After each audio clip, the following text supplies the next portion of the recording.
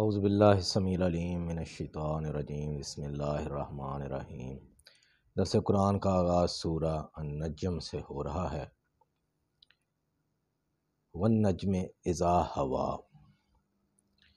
عام طور پر مترجمین نے اس کا ترجمہ کیا کہ ستارے کی قسم جب وہ گرے یا ٹوٹے، مگر یہ علامہ اسد علیہ رحمہ انہوں نے اس کا بہت اچھا مطلب بیان کیا، وہی آپ کے سامنے رکھتا ہوں کہ یہ مخاطب ہیں کفار مکہ، تو ان سے کلام ہے، اے کفار مکہ وحی کے اترنے پہ غور کرو۔ ما ضل صاحبکم وما غوا، کہ تمہارا یہ ساتھی پیغمبر نہ گمراہ ہوا ہے اور نہ ہی بہک گیا ہے۔ وما ینطق عن الہوا، اور وہ اپنی خواہش نفس سے بات نہیں کرتا۔ ان ہوا الا وحی یوحی، مگر وہ تو صرف وحی ہے جو ان کی طرف کی جاتی ہے۔ یہاں اللہ کی مراد صرف قرآن کریم میں بیان کردہ وحی ہے، اور اس سے وہ مراد نہیں جو ہمارے پھر لے لی لوگوں نے کہ پیغمبر علیہ السلام جو بھی زبان سے بولتے تھے تو وہ وحی ہوتی تھی، اور پھر کچھ لوگوں نے کہہ دیا کہ یہ روایات جو ہیں وہ بھی ساری کی ساری وحی ہے۔ تو یہ تصورات درست نہیں ہے۔ یہاں اللہ جب وحی کا ذکر کرتا ہے تو اس کا مطلب ہے جو پیغام اس نے کتاب کی صورت میں انسانوں کی طرف بھیجا ہے، اور وہ صرف قرآن کریم ہی ہے۔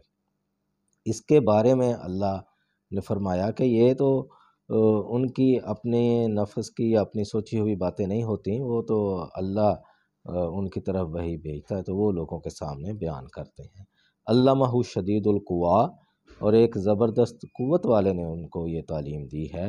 ذو مرۃ، بہت ہی طاقتور۔ فاستویٰ، اور اب وہ اپنی اصلی شکل میں سامنے آ گئے۔ وَهُوَ بِالْأُفُقِ الْأَعْلَىٰ، جبکہ وہ اس آسمان کے بلند ترین کنارے پہ تھے۔ یہاں جبریل امین علیہ السلام سے ان کی مراد ہے۔ ثم دنا فتدلی، پھر جبریل علیہ السلام وہ نیچے قریب آ گئے۔ فکان قاب قوسین او ادنیٰ، اور یہاں تک کہ دو کمانوں کے برابر یا اس سے بھی کم فاصلہ رہ گیا۔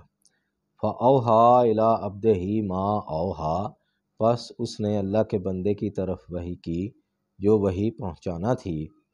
مَا كَذَبَ الْفُؤَادُ مَا رَأَىٰ، اور رسول صلی اللہ علیہ وسلم کے دل نے ہرگز نہیں جھٹلایا جو انہوں نے دیکھا۔ أَفَتُمَارُونَهُ عَلَىٰ مَا يَرَىٰ، کیا تم لوگ نبی صلی اللہ علیہ وسلم سے اس بات پر جھگڑتے ہو جو کچھ انہوں نے دیکھا۔ وَلَقَدْ رَآهُ نَزْلَةً أُخْرَىٰ، اور آپ نے ایک بار پہلے بھی جبریل علیہ السلام کو دیکھا تھا۔ عند سدرۃ المنتہیٰ، بہت دور بیری کے درخت کے پاس۔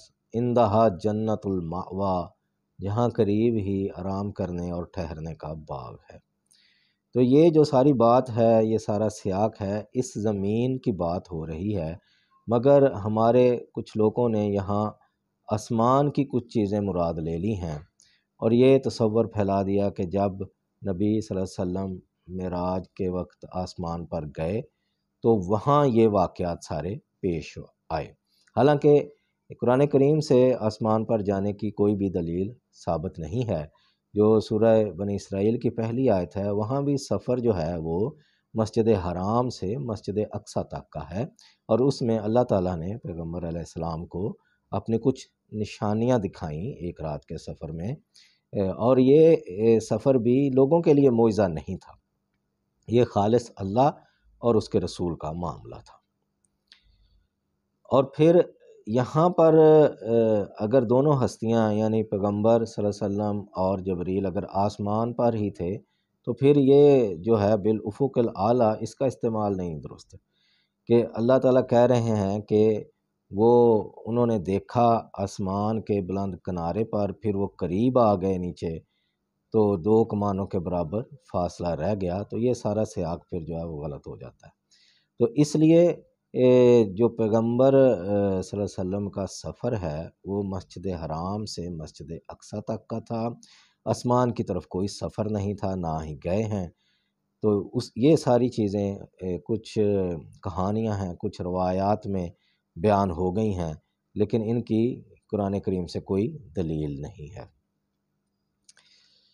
یغش السدرۃ ما یغشا، جب جبریل علیہ السلام کے نور نے بیری کو مکمل ڈھانپ لیا، ما زاغ البصر وما طغی، اور آپ صلی اللہ علیہ وسلم کی آنکھ نے نہ تو دھوکہ کھایا اور نہ ہی آپ کو غلط دکھایا، یعنی آپ صلی اللہ علیہ وسلم نے جبریل امین کو مجسم صورت میں دیکھ لیا۔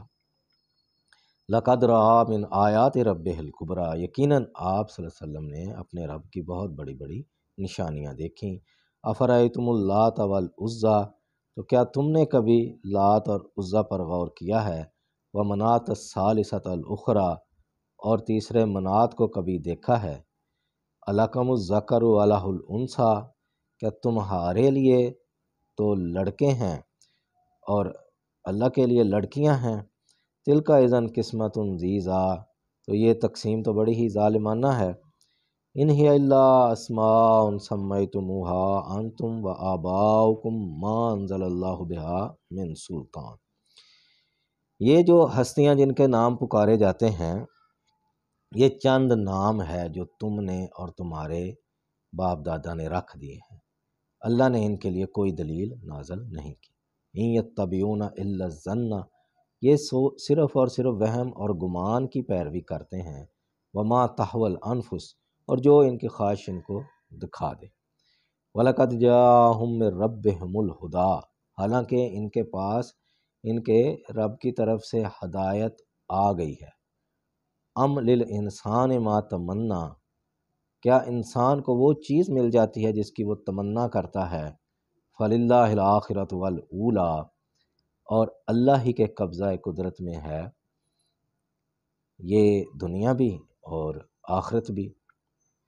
وَكَم مِّن مَلَكٍ فِي السَّمَاوَاتِ لَا تُغْنِ شَفَاعَتُهُمْ شَيْئًا، اور آسمان میں رہنے والے کتنے ہی فرشتے ہیں کہ جن کی سفارش کوئی فائدہ نہیں دے سکتی۔ الا من بعد ان یأذن اللہ لمن یشاء ویرضی، مگر اس کے بعد کہ اللہ جس کے لیے چاہے اجازت دے اور پسند کرے۔ ان الذین لا یؤمنون بالآخرہ، بے شک جو لوگ آخرت کا ایمان نہیں رکھتے، لا یسمون الملائکۃ تسمیۃ الانثیٰ، تو وہ فرشتوں کو عورتوں کے نام سے موسوم کرتے ہیں۔ وما لہم بہ من علم، اور اس بارے میں ان کے پاس کوئی بھی علم نہیں ہے، دلیل نہیں ہے۔ ان یتبعون الا الظن، بے شک وہ ظن کی پیروی کرتے ہیں۔ وان الظن لا یغنی من الحق شیئا، اور ظن جو ہے وہ حق کے مقابلہ میں ذرا بھی کام نہیں دے سکتا۔ فَأَعْرِضْ عَمَّنْ تَوَلَّىٰ، پس جو ہمارے ذکر سے روگردانی کرتا ہے تو آپ اس سے اعراض کریں۔ عن ذکرنا ولم یرد الا الحیات الدنیا، اور وہ صرف دنیا کی زندگی ہی چاہتا ہے۔ تو نبی صلی اللہ علیہ وسلم سے کہا گیا ہے کہ جو تمہاری بات نہیں سنتا، قرآن نہیں سنتا، تو اس پہ توجہ نہ دے کہ یہ لوگ صرف دنیا کی زندگی جینا چاہتے ہیں، اور انہوں نے جسٹ جو ہے وہ انجوائمنٹ کو ہی یہ سمجھ لیا ہے کہ چلنا پھرنا، فنکشن اٹینڈ کرنا، اور یہی دنیا ہے اور اس کی یہی عیاشی ہے، تو یہ جی لیں، تو بس اس کے بعد کچھ نہیں ہے۔ لیکن اللہ تعالیٰ جو بتاتے ہیں کہ یہ دنیا ایسے ہی اللہ نے پیدا نہیں کی، بلکہ اس کا ایک رزلٹ ہے، یہ ایک پیش خیمہ ہے آخرت کا، جو آپ نے یہاں کرنا ہے وہاں آپ نے اس کا حساب دینا ہے، بھگتنا ہے۔